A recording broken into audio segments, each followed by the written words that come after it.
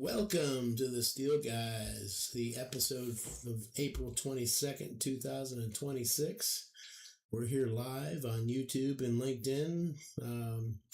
You can chat us up there if you'd like to. We've got a chat monitored, and I'd love to hear from you as we get through this. We're facilitating our weekly discussion about what's been going on in the supply chain of metals. Let's see here. I'm bringing Scott Glenn here to say hello. Good morning, Scott Glenn.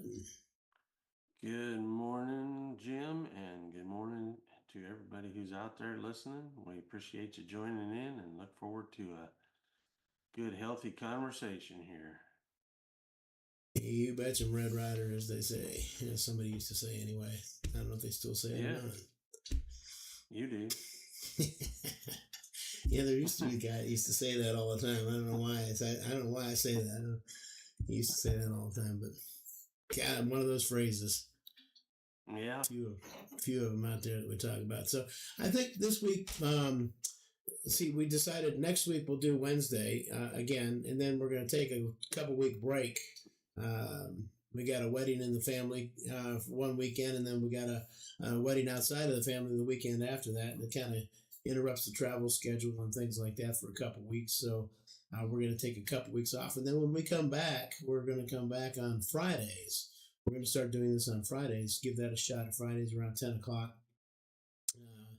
Kind of going into the weekend, kind of a recap for what's been happening, throughout the week. Instead of trying to get a Wednesday to Wednesday break, we're going to try a Friday to Friday and see what's happened during the last, couple days, in the marketplace. So that's kind of what we're going to do. And that will be like the Memorial Day weekend. So hopefully before you scoot on out for the Memorial Day weekend, we can sit down, have a cup of coffee, and talk about what's been happening at that point, probably 2 or 3 weeks of metal supply chain news. So that's kind of where we're at. And so getting started here, Scott Glenn and Jim Glenn here, the Steel Guys. We one of the things we like to do is thank our sponsors that do this: JDM Steel, Chain Metals, Mangum Alloys, and Atlantic Steel. Our newest sponsor is Atlantic Steel, who's building a brand new A312 welded pipe mill that's going to produce half through 4-inch, 10 and 40, 304 and 316 Ls. Am I missing anything there, Scott? No, they're going to be producing it. The mill's being built as we speak in the Dominican Republic, and so we're looking for people who might have an interest in working with us on that. So if you have any interest in that size range, or if you buy that product line, we'd love to chat with you and see how we might be able to participate in some of your business and help you out. We should be producing some samples off the mills that are going to be making that product here in the next, the samples should be coming out the next 30 to 60 days, I would think. I would say so, yeah. I would give it 30, hopefully, but we'll see. We'll keep you updated on that. If you have an interest in seeing some samples, again, let us know. Yeah, again, the process. Scott, yeah. Well, my email is scottglenn@steelrep.com. It's my name, SCOTTGLENN, 2 T's, 2 N's, at steelrep.com. I'd love to hear from you. Get you some samples. And of course, Jim's, your email is very similar. It's jimglenn@steelrep.com. So reach out to either one of us. Yeah, and our names are right below us here. You got that. I know it's kind of maybe a little difficult to see in there. You can see it, but there is no space between the names and the email. It's all one word. Right. And steelrep.com. No dots, no spaces, no hyphens, no anything like that. It's just all one word. Except the .com at the end, but not no dots. No dots. No dots in our name. In the name. Yeah. Correct. In the name. In our name. Yeah. And anyway, the process we're kind of going through with that is, we'll get you some samples. We're on ISO, get you the quality certificates and all the things you need to talk about the mill as it's being introduced, and then we have all the certificates being produced, and as we get them, we'll keep you informed. So, stay in touch in that, the process with which the mill is being built, the status as we go along here, and the mills are being installed and the equipment's being set up, and then we get all our certificates. We're going to get you some samples out. Then the whole process would be maybe to get a trial order, a small trial order. We'll kind of instead of going container loads on that, kind of back off a little bit if you need a 5,000 pound fill in order or something like that to get into your inventory and get the material on you. We are going to be invoicing in U.S. dollars and we can provide DDP pricing as well. So anybody out there that doesn't like to buy in LCs, we will also do that as well. If you want to buy an LC, and do all the 232s and do all your importing and all your stuff, we can ship it that way, or we can also quote it DDP on U.S. dollars on 30-day terms. So that's what we're shooting for, and make it nice and easy for you to do business with us. And anyway, reach out to us. We'd love to put something like that together. We're doing that on our bar as well, the stainless steel bar from India, right? Correct. The angle, stainless steel angle, and we do bright bars as well. We can do the same thing. And mango alloys. Get all that out there. Well, thank you very much for that update. So the current news here, let's kind of get into the news here. What did we see? I know one of the things I saw in the news, the hot HRC pricing seemed to be leveling off again. That's like the third or fourth week we're talking about leveling off. There was a little, I think Nucor might have put a $5 ton increase out there, if I remember. I saw that hot rolled, the base price on hot rolled went up to like, I think it was $1,055 is what I saw. Yeah, from 45. I don't, that's not a specific mill. I think that's just, I don't know if that's, I don't think it's on the LME. They don't put that on the LME, but I don't know where that price came from. I think it was some content that I was reading said that had reached that level. I don't know if it's leveled off at that, or we've said, like you said, it's leveled off, I think, for the past 3 weeks, but it keeps going up. So the level keeps rising. So, as long as there's the turmoil going on in the world, I think that it's going to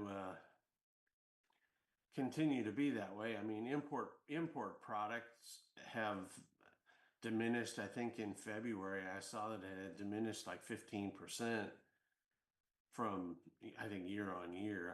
I'm not exactly sure that month. I think that was February over March or over January. Over January. Yeah.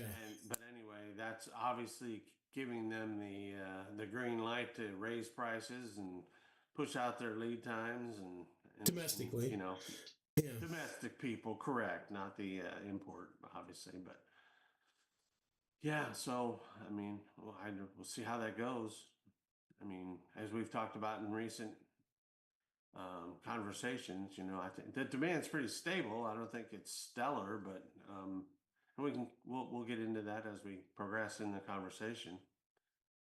What are people out there seeing? I don't know. I'd love to hear. This is the kind of thing that we'd love to hear people out in the market throw into the comment section on what you're seeing out there. Yeah, again, go ahead. Our focus is, from the mill to the service center. So we do monitor, look at the mining of the ores and things that go into it, and nickel for the stainless product. Kind of watch the LME on the nickel because that's a factor in that market. So we kind of do watch that, but our focus is generally supplying service centers and industrial distributors from the mill. So we talk to our mills. We don't necessarily talk to other mills. So we're trying to keep in kind of our competition out there, what they're doing, and then the service centers and industrial distributors, we do talk to them, and they give us a little information about the end user market, projects that are going along in certain areas, and rebuilds and shutdowns that are going to be coming up and things like that to kind of prepare.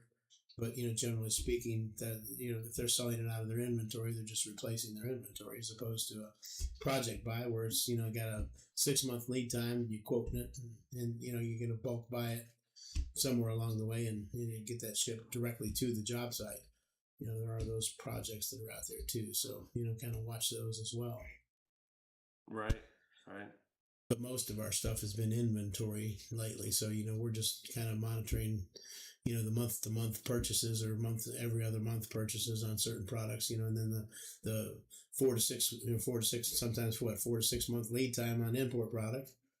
So, but that is one of the benefits of the A312 being built in the Dominican Republic is the shipping time from the Dominican Republic to the East Coast is only a 2 week lead time. I think it's 4 in the Gulf Coast.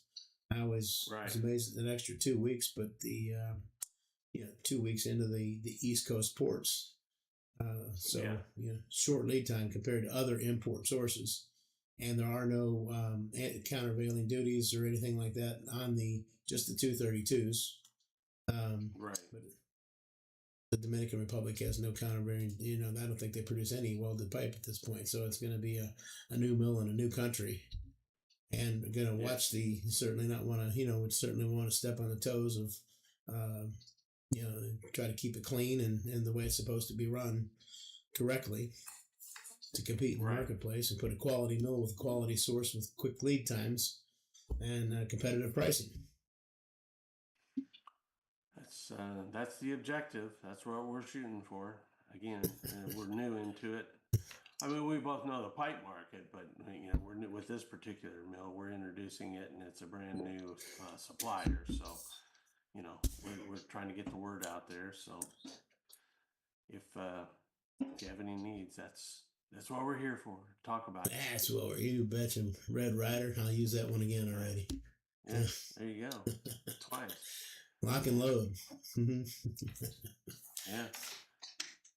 Yeah, well, that, we're talking about the actual market, and we've talked about this for the past several weeks, with a lot of the turmoil that's going on in the world, certainly over in the Strait of Hormuz, the energy pricing, and how does that trickle down? It doesn't trickle down necessarily to a distributor, so to speak, but it does trickle down to manufacturers and transportation costs and all those kind of things from the mills from the producing mills to the steel mill, the pipe mills and all that kind of stuff. All those transportation costs goes up. There's delays, and there's even some things we read about that the end users are starting to do a little pause on some of the major construction projects just because the costs are going up so much. Now, that's just reading. That's not any specific overall thing that's happening, but there's some people that are doing that. And I'm kind of going off on a tangent here, Jim. Help me out, get back on track. I think. Well, it's kind of the whole process, that's one of the things we've done in the past here at the Steel Guys and we've changed our focus a little bit, but we had an EDR, an economic data report that kind of took into consideration that all the financial part of a transaction from the dollar, the value of the dollar, importing and exporting. So currency values across the thing, your metals, which, included the gold and silver and construction markets, GDPs, so the GDP of a country, is it up or down? So that's an indicator, an overall indicator of the health of the economy. And then you boil it down into the segments like automotive, the big ones, housing, automotive, the big construction industries. Then we even boil it down a little further into petrochemical or what we call the process industries, from wastewater treatment, chemical processing, refining, paper, pulp and paper, those are the ones that use the stainless products. Right. And even oil and gas, energy, things like that. Downstream products from that, plastics and things like that from the refined products. So, there's a lot of that going on, and some of the data that we've seen pretty much says that that process industry is going to be relatively strong through. I think didn't it say all the way through 27, Jim? I mean, I know through 26. They're saying it's pretty good, and there's a lot of things on the drawing board, if you will, for 27. So it looks pretty good. But I mean, once again, that goes back to your thing. You start raising some costs, you can start to see some delays and some. You can start, and also the sourcing I guess it Yeah. depends on too. You got your oil, if it's a high grade crude, or if it's a sweet crude, or your refinery might not be getting the raw material, so you might decide to either bump up your revamp a little sooner, or even put it off. You can even put it off for a little while too, based on maybe not having any raw material to produce. So Yeah, slowing down and there's even some stuff in an industry that we don't really participate. Well, we do participate in it, but we don't, and not business wise. I mean, personally, but I mean the airline industry. I mean, that's a lot of these airlines are really starting to cut some of their short term legs on trips and stuff because jet fuel prices have gone up so much, and their supply has been cut off and limited. So that's going to be interesting to see what happens in that whole market. I mean, that's just now starting to be affected, I think, and so that's a whole other aspect of the market is the travel industry, but that's completely separate from what we deal with. Well, you can even take that same thing, the costs of the diesel fuels that are being produced out there, the trucks, our trucks that bring the groceries and supplies around the world, the shipping around the country, what about the cost for that? We're going to start factoring in that here at some point. Yeah, the thing that's kind of interesting to me is that, oil prices were sitting around, I don't know, what were they sitting around 70, 65, 75 bucks a barrel like that, and then it shot up to like 110, I think is what I saw. That's back down into the mid to upper 80s, I think was last I saw this morning. But I mean, that fluctuation that raised it up that quickly started to affect the market. And now people are saying, well, even if prices come back down, it could take a year for it to get back to where it was. And I said, well, I don't know. Why would it take so long to revert back to where it was when it was shot up so fast? But again, I'm not that smart of a person, I guess. I guess it's kind of like There's taxes. Yeah. As soon as they get it in there, they keep charging it, Well, they don't ever give it back. Yeah. Sure. Well, I guess that's what we've talked about before. And when the prices go up, they go up a lot faster than they come back down. So I guess that's probably the whole theory. I guess that's why you see, the HRC pricing is stick. Is that leveling? When we talk about a $5 or $10 increase, because you seem like, they throw that on there, but then they, somebody, that's spot pricing too. That's the other thing is it's just spot pricing. Yes. So out of the mills, have a book of contract pricing that's out there, and then they're just selling the excess, whatever that number, I don't know how much of the tonnage of the overall tonnage is booked at the spot pricing level as opposed to the contractual level. I don't know if that's 50%, 75, 40. I don't know. I don't have any idea. Yeah, I don't know either, but I know that I did read something earlier in the week that, U.S. Steel is bringing back that tin mill that they had shut down or idled for a while. And I know that they, Cleveland Cliffs, they idled that Riverdale facility, which made a lot of the special alloys, the high carbon and special alloys. I mean, the mill's just sitting there. I mean, and that's that number that we were talking about last week, the capacities, the mill capacity on carbon flat roll, I'm speaking of, the mill capacity is running at like between 77 and 79%, I think is the numbers that we've seen, which is like, I mean, almost 100%. I mean, I don't know how they actually calculate that number, but that's like the highest it's been in over 4 years. Yeah, I guess what we talked about that before is the 100% is if you're running the mill at 100%, over and over and over and over and over, as opposed to you got to shut them down and revamp them and rebuild the ovens and things like that every once in a while. So, even at that, then you have to factor in that. Is that 20% of the time you're going to be down? Yeah. Which is 100% is actually 80%. So again, considering I don't know how they do that calculation, but there's a formula, I'm sure, of some nature. Yeah, you can't really, and that's why we also went, wow, at one point the highest it was ever at was 110, which indicated there was nobody shutting anything down. They were making it as fast as they could, plus a little bit. Yeah. So anyway, I guess we could kind of get into the one of the things that's we've focused on. We've been talking a lot about the carbon, because that's the base of everything anyway. It seems, that's where the volume's at. But our business is more in the stainless side of things. It's a little higher dollar, however, it's not quite as much tonnage, so you don't see that tonnage. But there are some similarities in the two markets. There's some correlations in there that do run there. Sure. So I mean, what the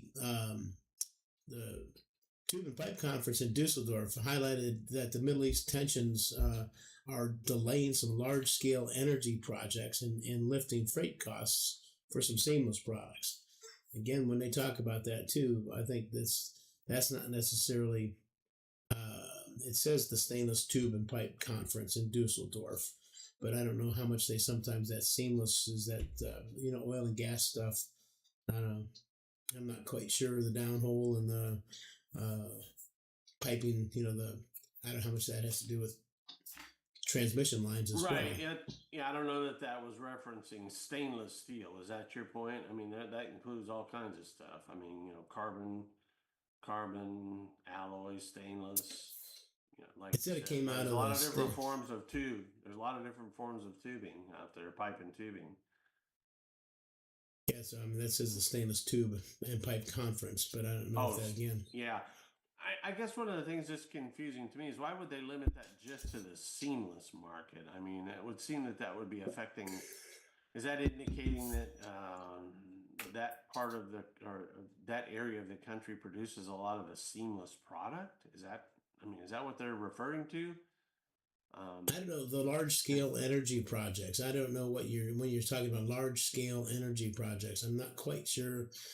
Maybe what that is there. I don't know. They have to define that. The words matter. So what is? Yeah.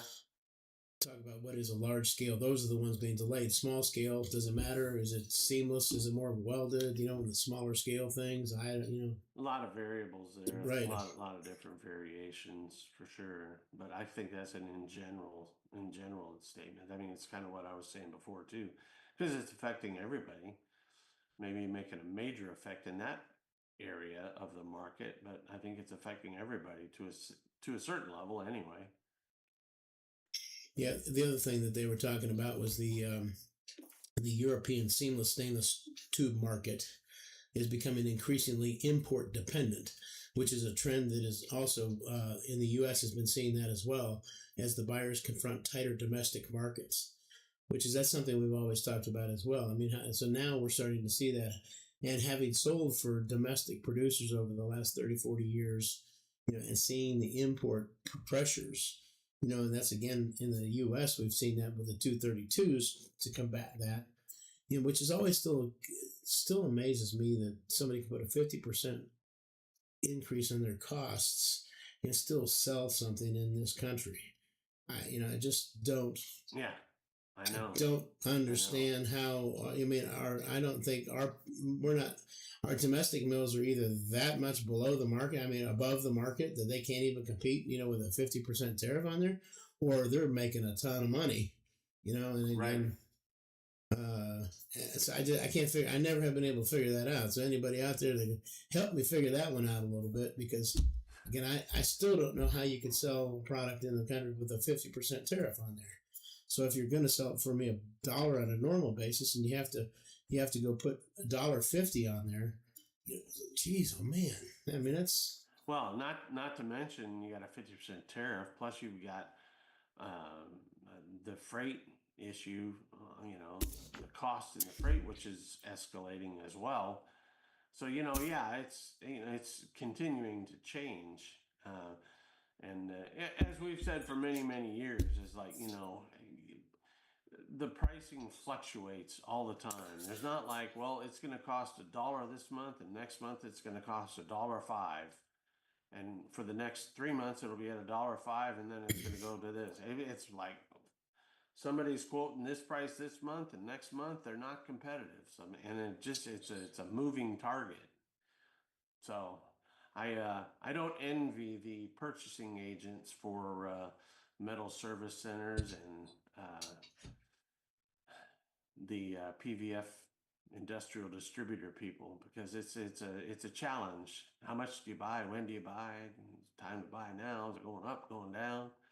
But you have to have product on the floor to sell. So I mean, you got to do what you got to do. So I mean, people have their systems. So that's also too. That's where we try and help as well, giving the input on our side, knowing our mills and what we're doing, gives a little insight to what they can plan for.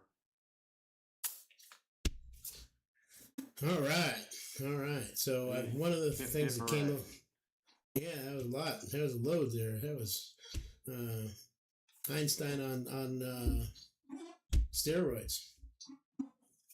Well, poor guy. if that's even close to that, and he's not as bright as everybody else said he was. Anyway, that light bulb is shining. The light bulb is shining. So one of the things that's just my head. No, is that what that is? Huh? Maybe we should call us the bald guys instead of the steel guys. Yeah, there you go. Yeah. Anyway, the one of the things that the news of the week came in here too, which I think I'm seeing a little bit of correlation to something that's been going on in our world for a while, is the quotas of the European quotas from the Indian mills. They've already exhausted. India's already exhausted their 2026 Q2 quotas for seamless tube and pipe and stainless bars into the EU.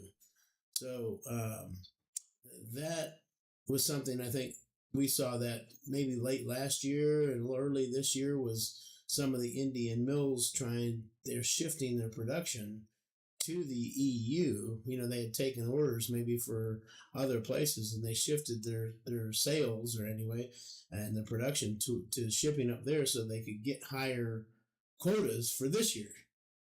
And they took away product from other markets to ship into the EU so they could get that. Now they've exhausted those as well. So I don't know, what's going on with that. But again, I never even thought about quotas being, it's another way to control, the market. But, I don't know if they have tariffs on top of those quotas or not, or if it's just straight quotas. I think the tariffs go into play once they reach those quotas, but I don't know exactly how it's set up.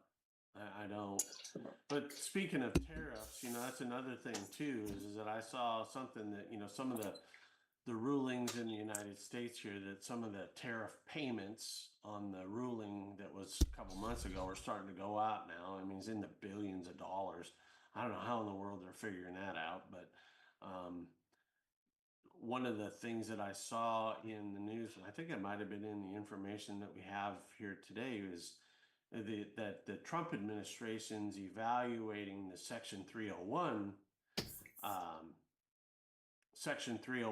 to evaluate how we can impose some additional tariffs through that. And I'm not real familiar with the Section 301, but that could be something that really ruffles some of the supply coming in from some of the countries that we're familiar with as well. We have to keep looking into that. If anybody else knows some information on 301s, we'd love to hear your input on that as well. I think that's more of the authority with which he has to do it. The emergency powers, there's foreign, because again, in the Constitution of the United States, the president has certain powers based on relationships with countries and things like that, as opposed to just straight taxing. He can't tax. He doesn't have the authority to tax, right, but he does have Foreign Powers Acts. Right. That's where the 301 versus just a straight tariff, the tax. I think that's what the Supreme Court ruled, that it's a tax, and he doesn't have the power. The executive branch doesn't have the power to tax. Just the Congress can tax. So that's where that comes from, I think. A little bit more of that. So let's see, we can move into the service centers, industrial distributors with, apparently the distributors are acting as a buffer between fluctuating mill output and steady industrial demand. That's always the inventory balance there, is people are doing that. And that's the whole purpose of a service center, keep the mills flowing, as business goes down a little bit, the inventories can go up a little bit, but so the production can take, but yet when the the demand starts going up, the inventories will ship out of distribution, and you just keep the mill flowing instead of bottlenecking at the mill. You can keep it flowing. So I don't know. Well, and if I can just interject something there at this point in the conversation, it's something that you mentioned earlier. That's one of the reasons why Atlantic Steel is going to offer the product that we're offering with the short lead times, is to kind of help buffer some of that stuff. Whereas some import product may be a 4 to 6 month lead time, ours is going to be maybe 6 to 8 weeks or maybe 10 weeks max. So, that might be helpful to some of the distributors who are trying to play that balancing act, if you will. Yes. So that kind of moving into the next part of this is the consolidation trends. Talked about idling some of the mills, like the Riverdale mill, as opposed to bringing back the tin mill. So what happens when a mill idles? That's the problem with that, is they're trying to idle a mill and put production into their other mills so they can increase the efficiencies of those mills. But what happens there is there's some products that get pushed out in their lead times a little bit because they're so high. So that does have a tendency to, again, you trade off there. The mill can't afford to keep the mill open if it's running at 20% or whatever. So move that 20% of production somewhere else, 20, 30, 40, 50, whatever it is, and move it to other mills. But they go from there. That's why it's going to 77% capacity, because it's, bumping up, because you're taking that production from one mill, shutting it down to zero, and putting that production into other shops. And that's specifically, I think, some of the mills that we've seen shut down, it's plate and galvanized products that are kind of watching that consolidation right now.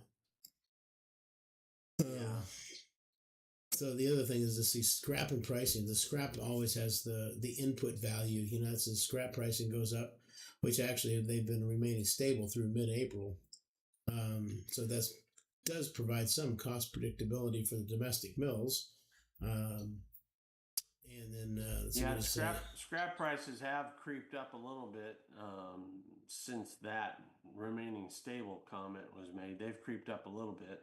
I know it was up over $400. I think it was at 410, and I think it's dropped back down to just 405 or something like that right now. But it was in the high 300s for quite some time at that stable level. But when hot roll prices went up to the level they were at, scrap prices went up, but now the scrap prices are starting to come back down a little bit. I don't deal much in scrap. We don't deal much in scrap at all, but we do kind of keep an eye on it, because a lot of the carbon flat rolled is run off of EAFs, which use scrap. So it's a important part of the market. You betcha, Red Rider. That's the third time. Another 3 times. A hat trick. Oh, speaking of hat trick, playoffs going on. Sorry, just thought I'd throw that out there. Anyway. Yeah, maybe we should have a special show on the Stanley Cup playoffs. Yeah. Some good stuff going on out there. The first night I watched it, it was, I guess I'll move into that for half a second. First night I watched it, the teams that I was rooting for or thinking were going to win didn't. And then second night, both of them won. So, I only watched 3 games, I guess. And one of them was one I didn't care about. I just, I kind of wanted one of the teams to win, but I knew that the other team would win, or I just was thinking. And so I was not rooting for one or the other, but it worked out the way I thought it would. And then the other two were like, no, I didn't want them to win, and then they lost. So, but the next night it was just the opposite. All the first rounds they're all 7 games. They're all 7-game series, right? Well, I mean, best of 7, not best of 7, right? They're all best of 7 series, right? Starting at the beginning, because I know in baseball some of those series at the beginning are only like best out of 5 or whatever. But the first to win 16 games wins the Stanley Cup. Yeah, that's the old octopus. I didn't know that until just a few years ago. What's that? Well, the octopus. I think an octopus has 16 tentacles or something like that. That's why when they win or something like that, they throw octopus out on. You ever seen them throw octopus out on the ice? That's at one. Was that Detroit or? I only saw it one time. I mean, I don't know. I wouldn't be carrying around an octopus and hope that I could throw it on the ice, but I guess some people do. Is it 16 or is it 8? I thought they had 8. I don't know. I thought it was 16. But anyway, I may be. See, this is that false news. That's fake news. Jim's going to verify it now. Yeah, I have to verify it now that you got me on Yeah, that. well, It's that's like, good. We don't want to spread false information out there. I don't want to be the one saying, well, that ball-headed guy and the steel guy said it was 16. No. What's the other less bald-headed guy say? The other less bald-headed guy says an octopus is 8 arms. There you go. There you go. See? Shame on me for spouting out false information. Sorry about that, folks. What hockey team? I'm just going to say what hockey team. See if it picks that up. See if it... I didn't finish the sentence for him. Oh, it shows that I have deep ties to the Chicago Blackhawks. In fact, his historic work show he actually played several games for the Blackhawks during his professional. Jim Glenn. There must be a Jim Glenn that played for the Blackhawks. Oh wow! Wow. How about there was a professional player named Scott Glennie. It was a first round pick for the Dallas Stars. Wasn't me. You're not Glennie.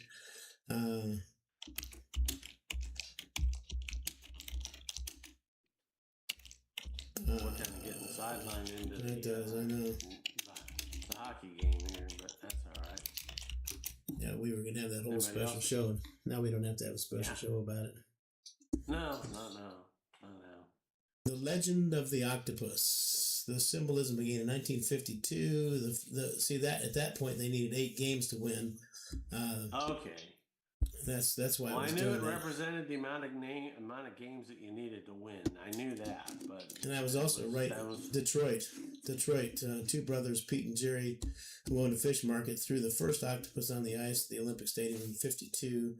The Red Wings went on to sweep both series that year, so they thought it was a good luck charm. So yeah, it was Detroit. Okay. Yeah. All right. There you go. Cleared those things up for you. Well, now we know all the facts.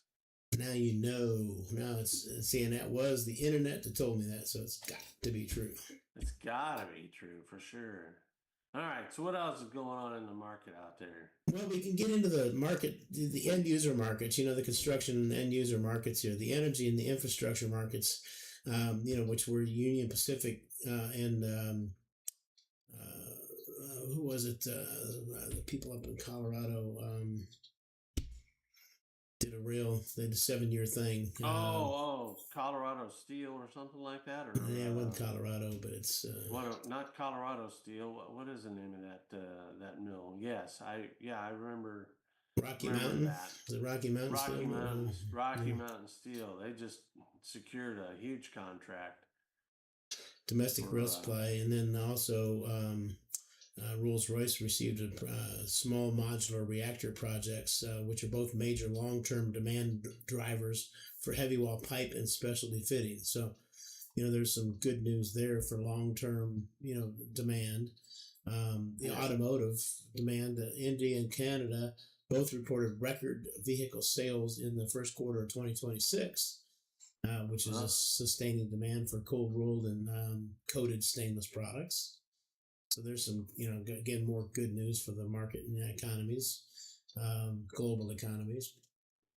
In logistics, that's the Straits of Hormuz remained the most critical wild card, in quotes, while a fragile truce has allowed some traffic, shipping insurance premiums for industrial metals remain at multi-year highs. So that's right. Well, we've talked about it before too. Is some of the tariffs and some of the actions that the current administration has taken to attract manufacturing facilities to be built in this country. that's going to take some time for that to start settling in. But I think here and there, you're going to start to see some of those announcements come into play that they're opening up that facility and that kind of stuff. And it's going to start to elevate the market here. So let's hope anyway. Yes, correct. So anyway, that's kind of the notes I had, the prep notes we had going into this. I don't know if there's any. I mean, look, there's nothing going on in the chat that has any questions or responses, so we're okay with that at this point. Let me double check over here, and it looks they're all set. We're Okay. all the questions have been answered and stuff. So I mean, I guess we'll see you next week, Wednesday at 10:00. That would be the 29th of April, 22nd today, plus 7 is 29. And then we'll be gone for a couple weeks and hit you back on Friday. We'll put some notices out and I'll get that set up in the next week or so here and get some announcements out and try to promote that a little bit so we can get the Friday of Memorial Day weekend, which Monday would be Memorial Day. So there might be a few people before you head on out to your vacation, Memorial Day vacation here. Stop in, grab a cup of Joe, and sit down with us and yak about the metal supply chain. Yeah, love to see you there. Until next week, everybody have a great week and look forward to seeing and hearing from you.